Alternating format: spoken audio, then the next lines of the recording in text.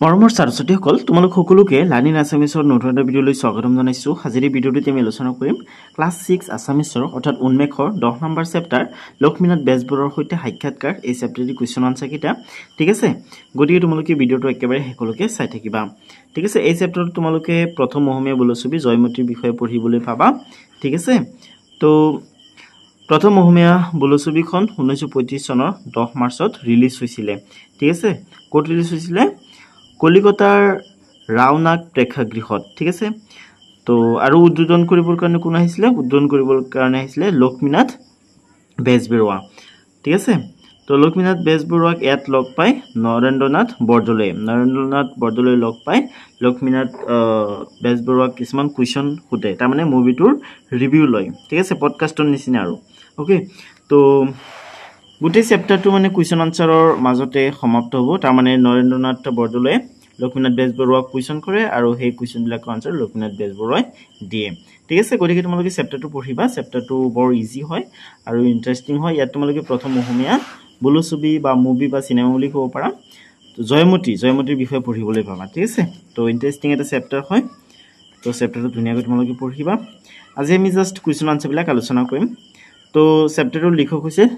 Naren Bordoloi okay. Naren বৰদলৈৰ জন্ম হৈছিলে 1912 চনত আৰু মৃত্যু হৈছিলে 1994 চনত ঠিক আছে। তো নৰেন বৰদলৈৰ বিষয়ে তোমালোকে পঢ়িবা, ইয়াৰ পৰা তোমালোকক কুৱেশ্যন সুধিব পাৰে ঠিক আছে। কাৰণ লিখকৰ পৰিচয়ৰ পৰা পৰীক্ষাত 2-3 মাৰ্কৰ প্ৰশ্ন আহে ন, মানে 1 মাৰ্কৰ প্ৰশ্ন 2টা বা 3টা তেনেকৈ আহে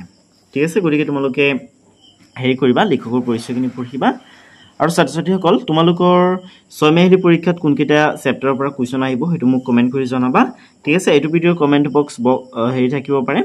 অফ থাকিব পাৰে, কমেণ্ট অফ থাকিব পাৰে। তোমালোকে এটা কাম কৰিবা, ক্লাছ 7, 8 বা 9 বা 10 যিকোনো ক্লাছৰ ভিডিঅ'ৰ কমেণ্টত গৈ তোমালোকে মোক কমেণ্ট কৰি জনাবা ঠিক আছে। তো আজি আমি জাষ্ট কুৱেশ্যন আনসাৰবিলাক আলোচনা কৰিম আৰু কুৱেশ্যনবিলাকৰ আনসাৰ তোমালোকক মই ধুনীয়াকৈ বুজাই দিম ঠিক আছে। গতিকে ভিডিঅ'টো একেবাৰে শেষলৈকে চাই থাকা আৰু তোমালোকৰ কাৰণে কুৱেশ্যন আনসাৰবিলাক মই একেবাৰে শ্বৰ্টকৈ লিখি আনিছোঁ, অৰ্থাৎ একেবাৰে চুটিকৈ লিখি আনিছোঁ যাতে তোমালোকৰ ইজি হয় ঠিক আছে। তো চোৱা, ইয়াত তোমালোকক 1 নম্বৰত কৈছে যে তলত দিয়া প্ৰশ্নসমূহৰ শুদ্ধ উত্তৰটো বাছি উলিয়াই সঠিক বৃত্তটো পূৰ কৰা ঠিক আছে।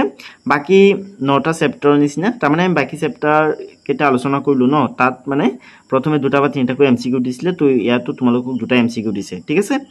তো MCQ মানে কি? মাল্টিপল চইচ কুৱেশ্যন, য'ত 4টা অপশ্যন থাকে বা কেতিয়াবা 3টাও থাকে, তাৰ পৰা শুদ্ধ অপশ্যনটো বাছি উলিয়াব লাগে ওকে। তো চোৱা, ইয়াত কি কৈছে যে জয়মতী কথাছবিখনৰ প্ৰথম দৰ্শনীৰ উদ্বোধন কোন ঠাইত কৰা হৈছিল? কলিকতাত কৰা হৈছিলে ঠিক আছে। কলিকতাৰ ক'ত কৰা হৈছিলে? কলিকতাৰ ৰাওনাক প্ৰেক্ষাগৃহত ঠিক আছে। কলিকতাৰ ৰাওনাক প্ৰেক্ষাগৃহত জয়মতী কথাছবিৰ প্ৰথম দৰ্শনীৰ উদ্বোধন কৰা হৈছিলে ঠিক আছে। চ' এইটো অপশ্যন শুদ্ধ হয়, খ নম্বৰ অপশ্যনটো। গতিকে তোমালোকে খ বৃত্তটো ধুনীয়াকৈ এইদৰে পূৰ কৰি পেলাবা ঠিক আছে। বাকী চেপ্টাৰবিলাকৰ ভিডিঅ'ত মই শিকাইছিলোঁ নহয় তোমালোকক, সেইবিলাকতো তোমালোকে চাই ঠিক আছে। আৰু ইমান ছাপোৰ্ট কৰাৰ কাৰণে, ইমান ভিডিঅ'বিলাক চোৱাৰ কাৰণে, লাইক কৰাৰ কাৰণে, কমেণ্ট কৰাৰ কাৰণে তোমালোকক বহুত ধন্যবাদ। তাৰপিছত চোৱা, তোমালোকক ইয়াত সুধিছে যে জয়মতী কথাছবিখনৰ ডালিমী চৰিত্ৰটিৰ ভাও বেজবৰুৱাৰ কিয় ভাল লাগিছিল? তো 4টা অপশ্যন আছে, কোনটো শুদ্ধ হ'ব লিখিব লাগে। ডালিমীটি কালোপযোগী চৰিত্ৰ হোৱাৰ বাবে, নেক্সট আছে ডালিমীটি ঐতিহাসিক চৰিত্ৰ হোৱাৰ বাবে, নেক্সট আছে ডালিমী চৰিত্ৰটি বেজবৰুৱাৰ মানস প্ৰতিমা হোৱাৰ বাবে, নেক্সট আছে ডালিমী চৰিত্ৰটি সৰল চঞ্চল প্ৰকৃতিৰ হোৱাৰ বাবে। তো এইটো অপশ্যন শুদ্ধ হ'ব, গটো শুদ্ধ হ'ব ঠিক আছে। তাৰমানে ডালিমী চৰিত্ৰটি বেজবৰুৱাৰ মানস প্ৰতিমা হোৱাৰ বাবে ওকে। তো গ অপশ্যনটো তোমালোকে ধুনীয়াকৈ সেইদৰে পূৰ কৰি পেলাবা ঠিক আছে।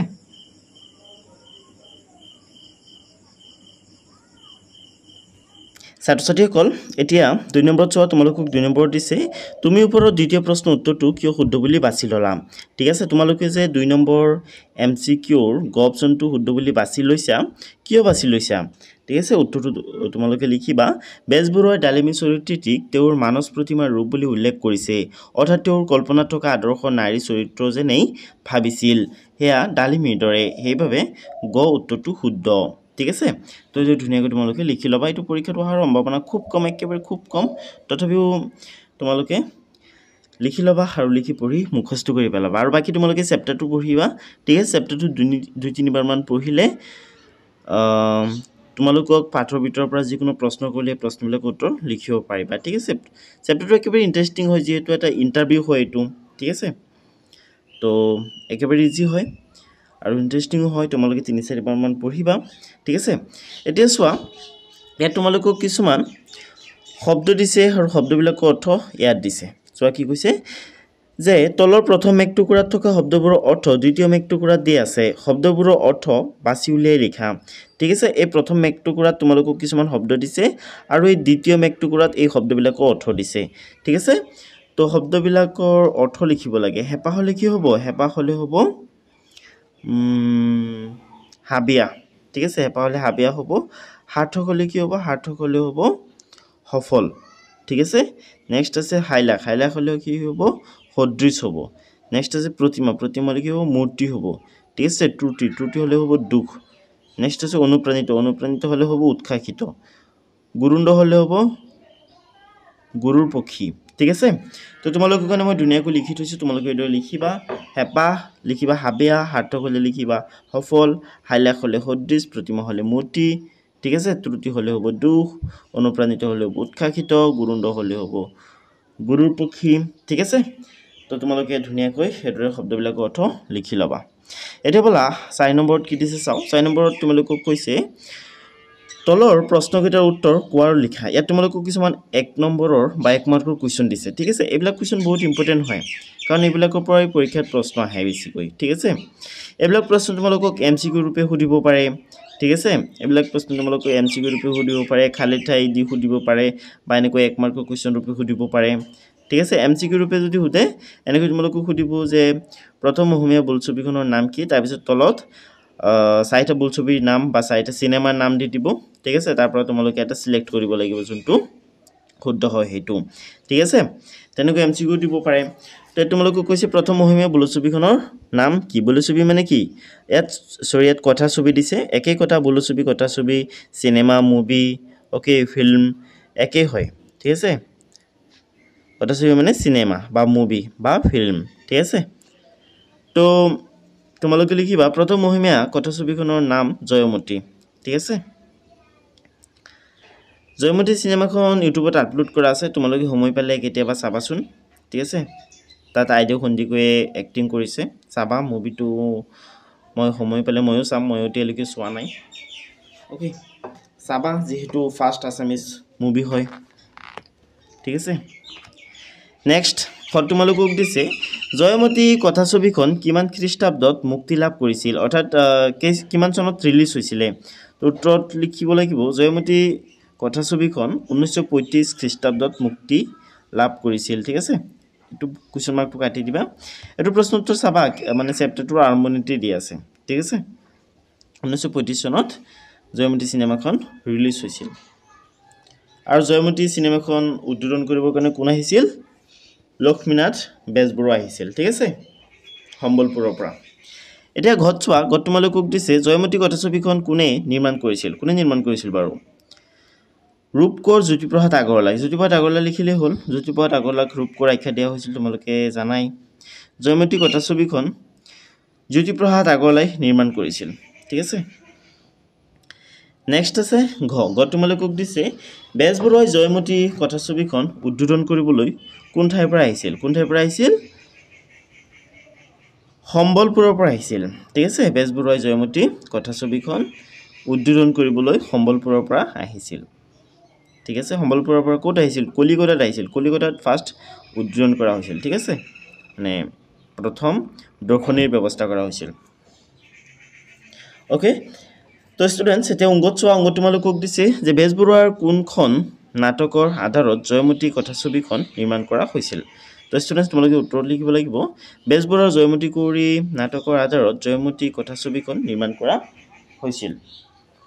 ঠিক আছে স্টুডেন্টস তো এই ধুনীয়াকৈ লিখি লবা আৰু যোনে চেনেলটো এতিয়ালৈকে সাবস্ক্ৰাইব কৰা নাই ধুনীয়াকৈ সাবস্ক্ৰাইব কৰি লোৱা আৰু ভিডিওটো এটা লাইক কৰি দিয়া ঠিক আছে আৰু কোনটো ক্লাছৰ পৰা তোমালোকে মোৰ ভিডিওবিলাক চাই আছা মোক কমেন্ট কৰি জনাবাচোন এটো ভিডিওৰ কমেন্ট বক্স অফ থাকিব পাৰে বেলেগ এটা ভিডিওত জনাই দিবা আই মিন ক্লাছ 7 8 বা 9 বা 10 ৰ ভিডিওত তোমালোকে জনাব পাৰিবা হেবিলাকৰ কমেন্ট বক্স খোলা থাকে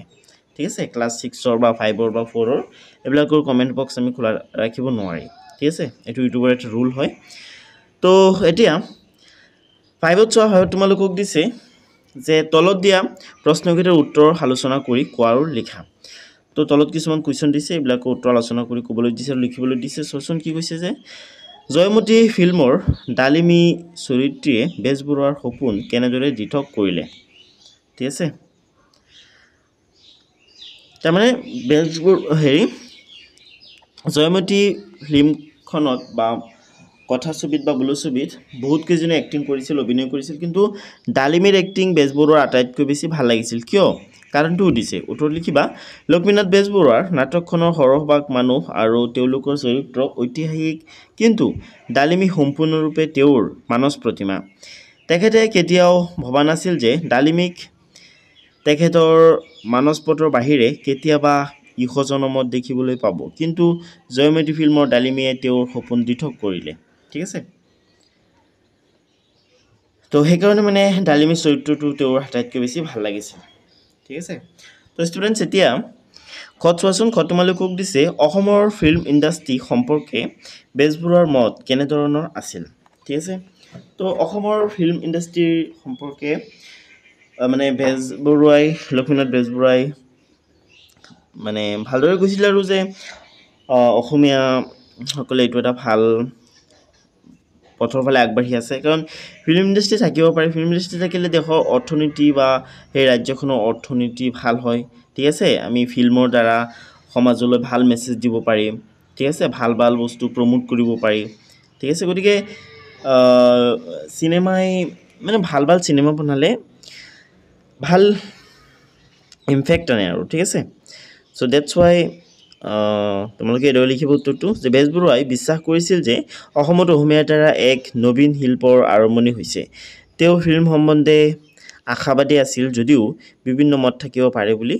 তেওঁ স্বীকাৰ কৰিছিল ঠিক আছে ষ্টুডেণ্টছ চ' এইদৰে তোমালোকে ধুনীয়াকৈ উত্তৰটো লিখি পেলাবা নেক্সট আছে ঘ তোমালোকক দিছে বেজবৰুৱাই কি কাৰণত জয়মতী কথাছবিখন সফল হৈছে বুলি উল্লেখ কৰিছে ঠিক আছে তো এইটো লিখিবা তেওঁ উল্লেখ কৰিছে যে নাট্যৰ চিত্ৰায়ন চৰিত্ৰসমূহৰ প্ৰাণৱন্ত অভিনয় সংলাপ আৰু অসমৰ পৰিৱেশৰ নিখুঁত প্ৰতিচ্ছবিয়ে ছবিখনক সফল কৰি তুলিছে ঠিক আছে তো এইটো ধুনীয়াকৈ লিখিবা নেক্সট তোমালোকে লিখিবা নাট্যখনৰ কাহিনী চৰিত্ৰ বেজবৰুৱাৰ মনস্পটৰ সৈতে মিল খাইছে নেক্সট আছে কোনে কাক কৈছিল লিখা কোনে কৈছিল কাক কৈছিল লিখিব লাগে তো চোৱাচোন কত দিছে অসমত অসমীয়াৰ দ্বাৰাই আগে নোপোজা এনে এটা কাৰ্য চাবলৈ মোৰ বৰ হেঁপাহ হৈছিল তো এইটো কোনে কৈছিল এই কথাটো লক্ষ্মীনাথ বেজবৰুৱাই কৈছিল কাক কৈছিল লক্ষ্মীনাথ বেজবৰুৱাই নৰেন বৰদলৈক কৈছিল ঠিক আছে গতিকে তোমালোকে লিখিবা লক্ষ্মীনাথ বেজবৰুৱাই নৰেন বৰদলৈক কৈছিল ঠিক আছে ষ্টুডেণ্টছ নেক্সট আছে যে ফিল্ম সম্বন্ধে নানা মুনিৰ নানা মত এইটো কোনে কৈছিল নৰেন বৰদলৈয়ে লক্ষ্মীনাথ বেজবৰুৱাক কৈছিল ঠিক আছে ষ্টুডেণ্টছ নেক্সট আছে এই বুঢ়াৰ বেছিকেলি হ'ব ঠিক আছে এইটো বুঢ়া হৈ আছে বুঢ়াৰ হ'ব এই বুঢ়াৰ এই আশা পূৰ্ণ হ'বনে নহয় ঈশ্বৰে জানে এই কথাটো কোনে কৈছিল বেজবৰুৱাই নিজকে কৈছিল কাৰ আগত কৈছিলে নৰেন বৰদলৈৰ আগত কৈছিলে কিন্তু নৰেন বৰদলৈক কোৱা নাছিলে নিজকে কৈছিলে ঠিক আছে নেক্সট আছে হাতত তোমালোকক দিছে গুৰুন্দৰ উৰাও দেখি টিপনিয়ে যদি ভাবে যে মই তেনেকৈ উৰিব নোৱাৰোঁ তেতিয়া টিপনি উৰাও মাৰি লোকৰ হাঁহিয়াতৰ পাত্ৰ নহওঁ তেন্তে টিপনিয়ে ভুল কৰিব শিক্ষকৰ সহায় লৈ কথাষাৰৰ তাৎপৰ্য ব্যাখ্যা কৰা ঠিক আছে তো তাৰমানে কি তাৰমানে সকলোৰে ভিতৰত বেলেগ বেলেগ কোৱালিটি থাকে বেলেগ বেলেগ গুণ থাকে ঠিক আছে সেইকাৰণে সকলোৱে সকলো কাম কৰিব নোৱাৰে ঠিক আছে মই যোন হেতু মই ঠিক আছে তুমি বেলেগ মই বেলেগ তুমি যেটো কৰিব পাৰা মই হেতু নকৰিব পাৰো কিন্তু তেনেকুৱা নহয় যে মই একো কৰিব নোৱাৰিম ঠিক আছে তো হেতুই মানে লেখকে ক'ব বিচাৰিছে যে সকলোৰে বেলেগ বেলেগ সকলোৰে ভিতৰত বেলেগ বেলেগ কোৱালিটি থাকে সকলোৱে সকলো কাম কৰিব নোৱাৰে কিন্তু কোনোবা এজনে কোনোবা এটা কাম কৰিব নোৱাৰিলে তেওঁ যে বেলেগ কাম কৰিব নোৱাৰিব বেলেগ দিশত আগবাঢ়িব যাব নোৱাৰিব তেনেকুৱা নহয় মানে ঠিক আছে হেতুই মানে ইয়াত এইটো প্ৰশ্ন দ্বাৰা তোমালোকক মানে এইটো প্ৰশ্নৰ উত্তৰত এটোৱে এক্সপেক্ট কৰা হৈছে যাতে তোমালোকে এটোৱে লিখা আৰু ঠিক আছে তো লিখিবা এই উক্তিৰ দ্বাৰা লক্ষ্মীনাথ বেজবৰুৱাই কৈছে যে প্ৰত্যেক মানুহৰ নিজৰ ক্ষমতা আগ্ৰহ আৰু সীমাবদ্ধতা থাকে সেই কাৰণে নিজকে আনৰ লগত তুলনা নকৰাকৈ নিজৰ গুণ আৰু সীমাবদ্ধতাৰ ভিতৰতে কাম কৰি আগবাঢ়ি যোৱা উচিত আনৰ গুণ বা সফলতাৰ লগত নিজৰ তুলনা কৰাটো উচিত নহয় তুলনাই মনোবল কমায় কিন্তু যদি তুমি নিজৰ আগৰ অৱস্থাৰ লগত নিজক তুলনা কৰা তেন্তে তুমি সঁচাকৈ উন্নত কৰিব পাৰিবা হে নিজৰ কামত মন দি আগবঢ়াটো বেছি যুক্তিসংগত আৰু যুক্তিপথ শান্তিৰ পথ ঠিক আছে তো আমি কেতিয়াও নিজকে বেলেগৰ সৈতে তুলনা কৰিব নালাগে আমি নিজকে সদায় নিজৰ সৈতে তুলনা কৰিব লাগে ঠিক আছে তোমালোকে যেতিয়া ক্লাছ 2 1 3 এইবিলাকত পঢ়িছিলা তেতিয়া এইবিলাক মানে ৰিডিং পঢ়িব পাৰিছিলা নে নোৱাৰিছিলা ন কিন্তু এতিয়া পাৰা তো তোমালোকে হেতু অৱস্থাৰ সৈতে তুলনা কৰা নিজকে যে আগতে আমি কেনেকুৱা আছিলো আৰু বৰ্তমান কেনেকুৱা হৈ গৈছো তো এটোৰ সৈতে তোমালোকে তুলনা কৰা তেতিয়াহলে তোমালোকৰ ভিতৰত এটা হেৰি আহিব যে আগতে নোৱাৰিছিলো এতিয়া পাৰি আছো তো বৰ্তমান যিবিলাক নোৱাৰো এইবিলাক যদি আমি হাৰ্ড ওয়াৰ্ক কৰো স্মাৰ্ট ওয়াৰ্ক কৰো যদি ভালকৈ পঢ়ো তেতিয়াহলে ইন ফিউচাৰ আমি এইবিলাক পাৰিম ঠিক আছে সেইকাৰণে হলে নিজৰ সৈতে নিজকে তুলনা কৰি সদায় বেটাৰ হ'বলৈ চেষ্টা কৰিব লাগে ঠিক আছে সো এটা তোমালোকে ধুনীয়াকৈ লিখি পেলাবা আনসাৰটো নেক্সট আছে 8 তোমালোকক দিছে সাক্ষাৎকাৰটোৰ কোনখিনি কথা তোমাৰ ভাল লাগিছে ওকে সাক্ষাৎকাৰ মিন্স কি ইন্টাৰভিউ ঠিক আছে তো ইন্টাৰভিউটোৰ কোনখিনি কথা তোমালোকৰ আটাইতকৈ বেছি ভাল লাগিছে আৰু কিয় ভাল লাগিছে দলত আলোচনা কৰা তো তোমালোকে এটো উত্তৰ নিজৰ ফালৰ পৰা লিখিব পাৰা তোমালোকে চেপ্টাৰটো পঢ়িবা চেপ্টাৰটো পঢ়ি তোমালোকৰ কোনখিনি কথা আটাইতকৈ বেছি ভাল লাগে সেইখিনি উত্তৰটোত লিখি দিব পাৰা ওকে তো মই দেউ লিখিছো সাক্ষাৎকাৰটোৰ ভিতৰত মই যি কথাবোৰ পঢ়ি ভাল পাইছো তাৰ ভিতৰত আটাইতকৈ অধিক ভাল লগা অংশ হ'ল যেতিয়া ব্যক্তিয়ে নিজৰ জীৱনৰ সংগ্ৰাম আৰু পৰিশ্ৰমৰ বিষয়ে সঁচা কথাবোৰ আগবঢ়াইছিল সেই অংশত তেওঁ কৈছিল যে কোনো কাম আৰম্ভ কৰোঁতে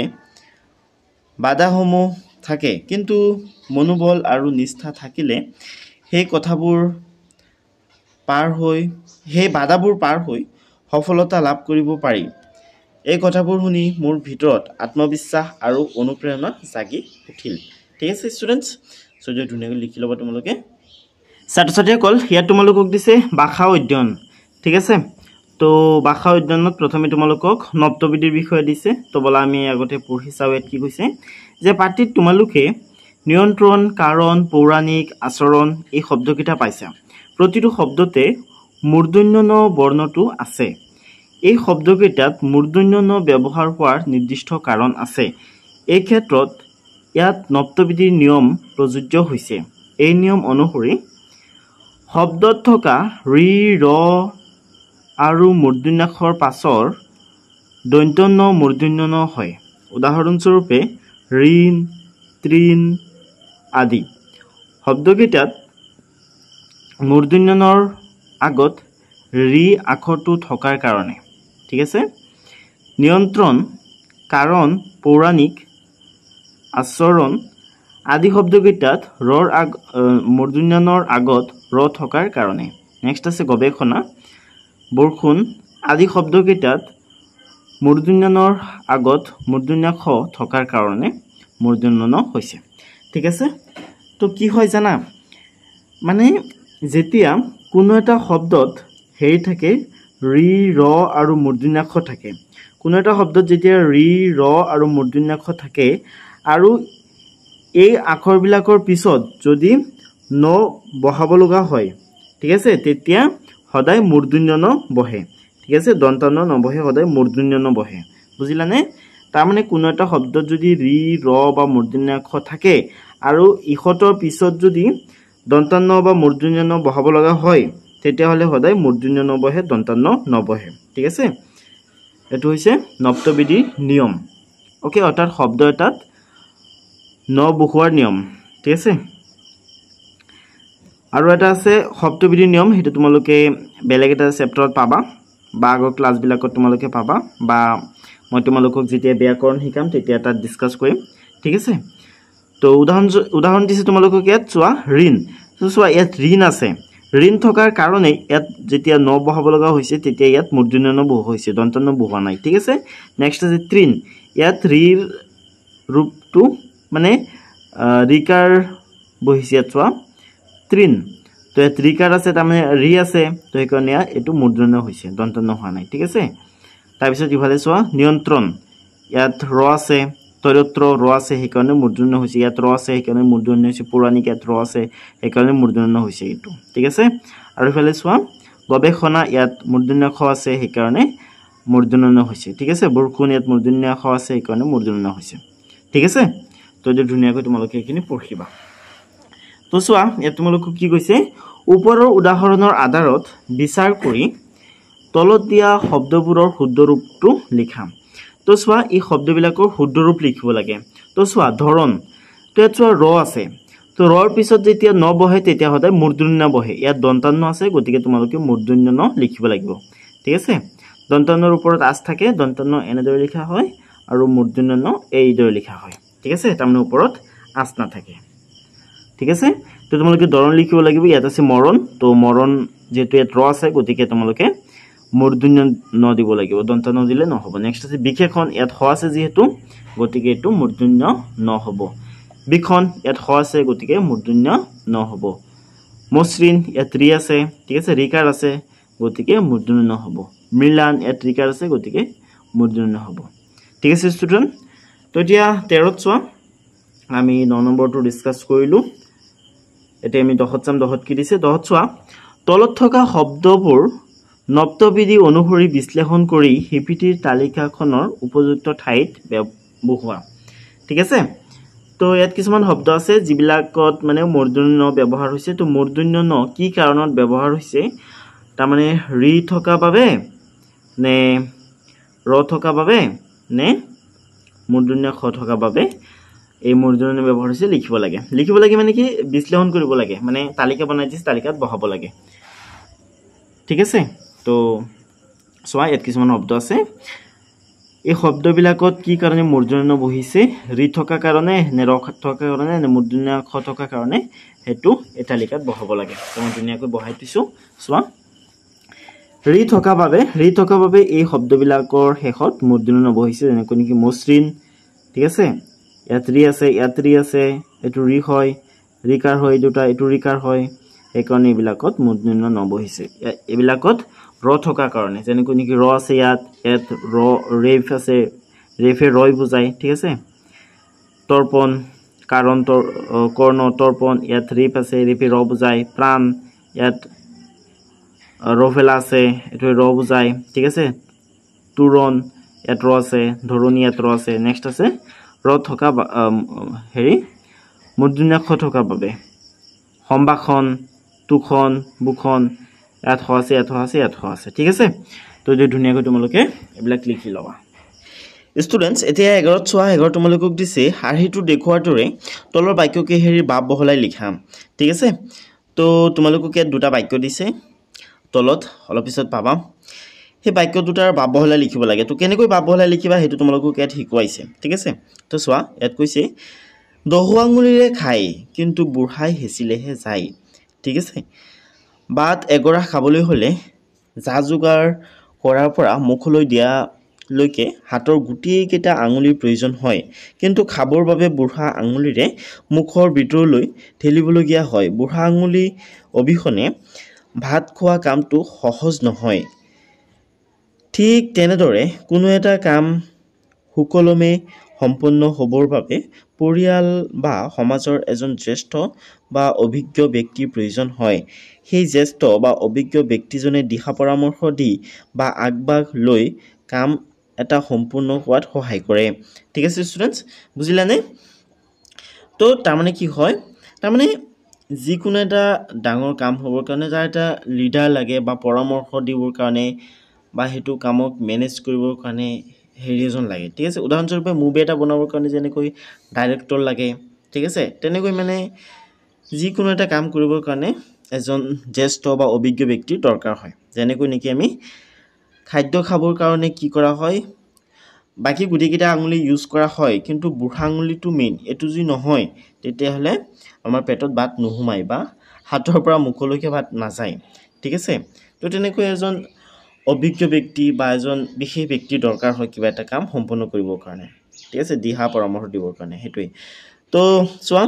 প্ৰথম বাক্যটো হৈছে সহজ কাৰ্যৰ সহজ ফল অসহজ কাৰ্যৰ অসহজ ফল ঠিক আছে আমি ভাল কাম কৰিলে তাৰ পৰা সদায় ভাল ফল পাম ন আৰু অসহজ কাম কৰিলে বা বেয়া কাম কৰিলে তাৰ পৰা সদায় আমি বেয়া ফল পাম সেইটোৱে কৈছে ইয়াত তো চোৱা তোমালোকে এইটো লিখিবা একেবাৰে সৰুকৈ লিখি দিছোঁ তোমালোকৰ সুবিধা হৈ যাতে চোৱা সহজ কাৰ্যৰ সহজ ফল অসহজ কাৰ্যৰ অসহজ ফল কথাষাৰৰ অৰ্থ হ'ল সহজ বা ভাল কামৰ ভাল পৰিণাম হয় আৰু বেয়া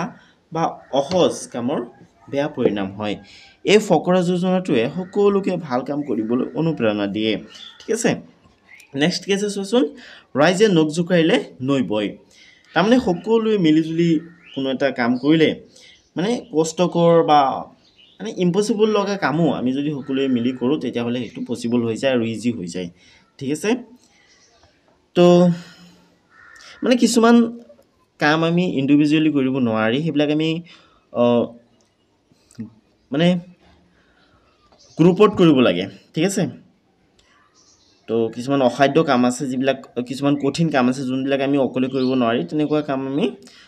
গ্ৰুপত কৰিব লাগে বা সকলোৱে মিলিজুলি কৰিব লাগে তো তোমালোকে লিখিবা অকলে কৰিব নোৱাৰা কাম সকলোৱে লগ লাগি কৰিলে সেয়া সম্ভৱ হৈ উঠে ৰাইজৰ নখৰ পানী অলপকৈ পৰি নৈ বৈ যোৱাৰ দৰে অসম্ভৱ কামো সম্ভৱ হৈ উঠে গতিকে আমি অকলে কৰিব নোৱাৰা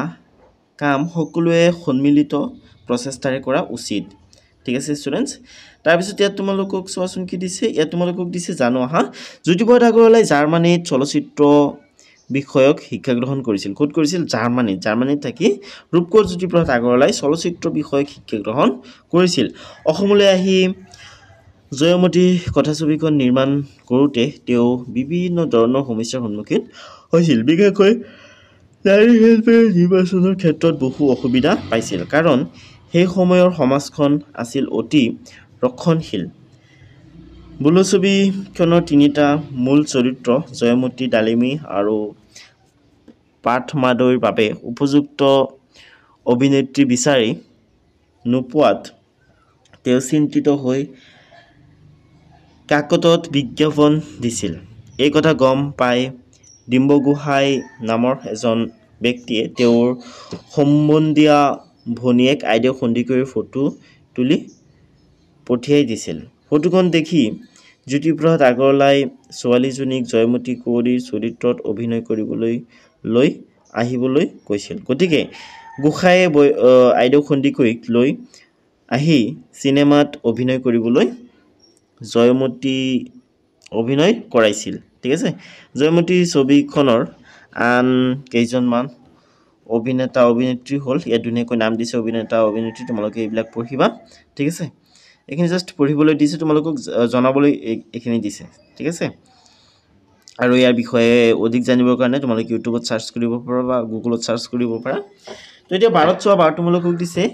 আইদেউ সন্দিকৈৰ বিষয়ে বিভিন্ন উৎসৰ পৰা তথ্য সংগ্ৰহ কৰি লিখা আইদেউ সন্দিকৈৰ বিষয়ে বিভিন্ন উৎসৰ পৰা তথ্য সংগ্ৰহ কৰি লিখিবলৈ দিছে তো মই ধুনীয়াকৈ লিখি আনিছোঁ প্ৰথমে অসমীয়া বোলোছবি জয়মতীত নায়িকা ৰূপে আত্মপ্ৰকাশ কৰা আইদেউ সন্দিকৈ বৰ্তমানৰ নাৰী সমাজৰ এক মূৰ্তি প্ৰতীক তেখেতৰ জন্ম 1920 চনৰ 10 এপ্ৰিলত গোলাঘাটৰ পানীদিহিঙীয়া গাঁৱত হৈছিল পিতৃ নীলাম্বৰ সন্দিকৈ আৰু মাতৃ মা লক্ষ্মী বংগহৰদেউ শব্দটোৱেই তেখেতৰ জীৱনৰ গতিপথ সলাই পেলাইছিল ৰক্ষণশীল সমাজে ফুনু বৰুৱাক গদাপানীৰ চৰিত্ৰত অভিনয় কৰাৰ বাবে বংগহৰদেউ বুলি সম্বোধন কৰা ঘটনা গুৰুতৰ অপৰাধ বুলি ধৰি আইদেউকো সমাজৰ পৰা বৰ্জন কৰিছিল ঠিক আছে এতিয়া 13ত চোৱা 13 তোমালোকক দিছে যে শব্দজালখন মনোযোগেৰে চোৱা আৰু তাৰ পৰা অৰ্থপূৰ্ণ শব্দ বিচাৰি তলত দিয়া খালী ঠাইসমূহ পূৰ কৰা প্ৰয়োজন হ'লে পাঠৰ সহায় ল'বা ঠিক আছে ইয়াত তোমালোকক এটা শব্দজাল দিছে আৰু চোৱা তলত কিছুমান খালী ঠাই দিছে কিতাপত চোৱা মই ধুনীয়াকৈ পূৰ কৰি আনিছোঁ ক'ত দিছে পুৰাণ সম্বন্ধীয় কি হ'ব পৌৰাণিক হ'ব ইতিহাস সম্পৰ্কীয় কি হ'ব ঐতিহাসিক গুৰুৱে আশীৰ্বাদ কৰি দিয়া ফুল কি হ'ব নিৰ্মালী 100 বছৰ বিয়পা কাল কি হ'ব শতাব্দী বহুদূৰ যি কি হ'ব দূৰণি ঠিক আছে তো এই ধুনীয়াকৈ তোমালোকে এইকেইটা লিখি ল'বা ছাত্ৰ ছাত্ৰীসকল এতিয়া প্ৰকল্পত চোৱা ইয়াত তোমালোকক দিছে যে প্ৰথম তোমালোকক দিছে দুজনীয়া গোটত বিভক্ত হৈ এজনে আনজনৰ পৰিচয় অভিৰুচি দৈনিক ৰুটিন ভৱিষ্যতে কি হ'ব খোজে আদি বিভিন্ন দিশৰ প্ৰশ্ন সুধি এটি সাক্ষাৎকাৰ লোৱা ঠিক আছে তোমালোকক দুজনীয়া গোটত বিভক্ত হ'বলৈ দিছে আৰু বিভক্ত হৈ এজনে আনজনৰ ইন্টাৰভিউ ল'বলৈ দিছে ঠিক আছে ইন্টাৰভিউত তোমালোকে হেৰি পৰিচয় সুধিব পাৰা অভিৰুচি সুধিব পাৰা ঠিক আছে দৈনিক ৰুটিন অৰ্থাৎ ডেইলি ৰুটিন ভৱিষ্যতে কি হ'ব খোজে ঠিক আছে অৰ্থাৎ ড্ৰিম কি লাইফৰ এইবিলাক সুধি তোমালোকে ইন্টাৰভিউ ল'ব পাৰা ল'বলৈ দিছে তোমালোকক ঠিক আছে নেক্সট এটো কিন্তু পৰীক্ষাত নাহে ঠিক আছে তোমালোকে নিজে নিজে ইন্টাৰভিউ ল'বা দুজনীয়া গ্ৰুপত বিভক্ত হৈ নেক্সট 15 তোমালোকক দিছে তোমালোকৰ অঞ্চলৰ কোনো খেতিয়ক শিল্পী সাহিত্যিক বা অন্য যিকোনো ক্ষেত্ৰতে পাৰদৰ্শিতা থকা এগৰাকী ব্যক্তিৰ সাক্ষাৎকাৰ কেনেকৈ ল'বা তাৰ এটা আৰ্হি প্ৰস্তুত কৰি শিক্ষকক দেখুৱা আৰু